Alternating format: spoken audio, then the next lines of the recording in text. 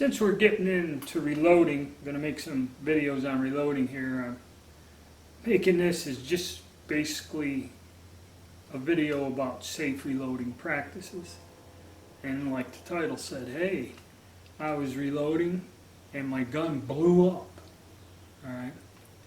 What it all come down to is on one of the forums, and again forums can be a good source of information, but a lot of it is where people who have a lot of time on their hands sit around and discuss things in detail, okay? Which some of it's just round and round in the same repetitive thing or a point of argument that goes on forever and the discussion goes on, which there's nothing wrong with it. But when it comes down to getting facts and that, it can be confusing because everyone has an opinion. So what happened is some guy goes on a forum, posts a Swedish Mauser that he said he was reloading and the gun blew up, and I mean it was bad. The whole top of the receiver was missing, the bolt was all twisted, and that it was a catastrophic failure. Luckily nobody was killed or injured. Okay, I mean it was a bad one. So now the whole series of was it drilled and tapped for a scope? Because sometimes the steel is hard, they have to anneal the ring when you do a rebuild or a cut down gun. When you sporterize it, part of it was, especially like the Japanese rifles, the steel is hard. You couldn't drill and tap for a scope mount. A lot of people insisted on wanting to put a scope on there. So what you would do is you would heat the steel in a spot. Okay, supposedly where your drill is, they're not huge. The scope mount screws are very small. Okay, so you would heat this spot or area and soften the steel to where you could drill it and get a tap to cut it. Okay, that is spot annealing, and that was an actual gunsmith practice.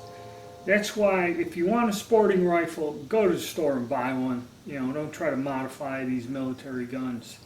I mean, for years after World War II they did. A lot of them come out. Some of them are quite nice, but it takes a lot of effort and skill, and nowadays you can go buy something off the shelf and not spend as much money.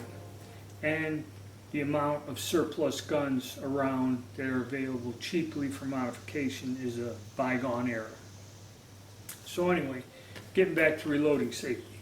So they come up with all these theories, this, that, drill and tap, this and that, everything else, and the guy's scratching his head.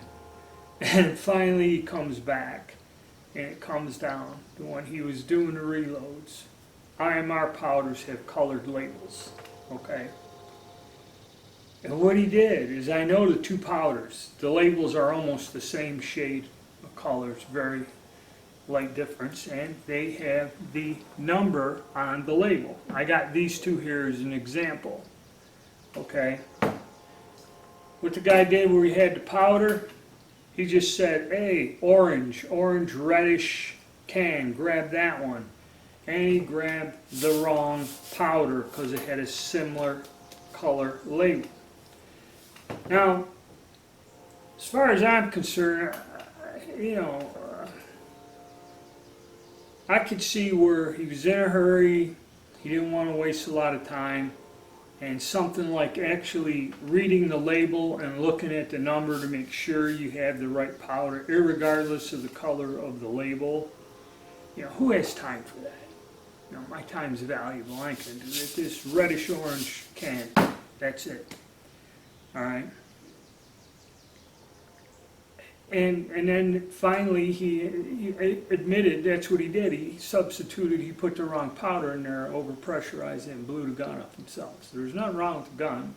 Nice gun went to hell in a handbasket real quick. But my message is, if you're going to do this, if you're going to reload or anything, see, this is the thing I get a lot of these people. I make videos, like I made videos on the building polymer 80 kits, and I get all these questions. The reason I made the video is I show you, watch the video in the series and all your questions will be answered. They don't do that. They're not paying attention to actually just go, oh, the orangish one, let's put that in there, and not actually read the label, not look to see the number to make sure it's right. Okay, you shouldn't be reloading. You shouldn't own a firearm, okay?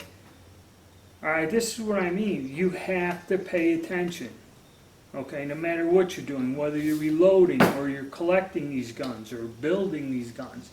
You gotta pay attention.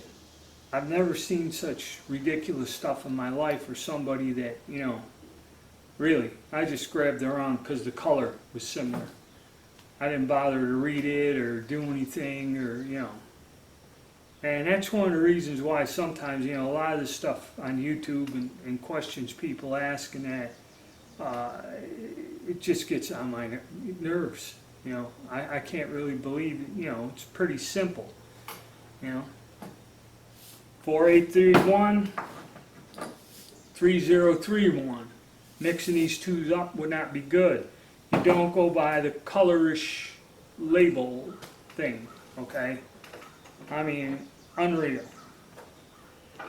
But anyway, kind of a safety warning. Just pay attention to what you're doing. Take your time, double check, make sure you have the right powder. You know, do your research. Take this slow, okay?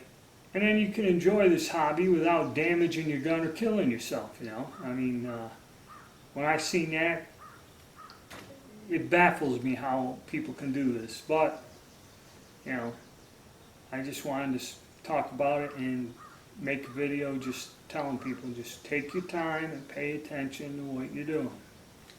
Thank you.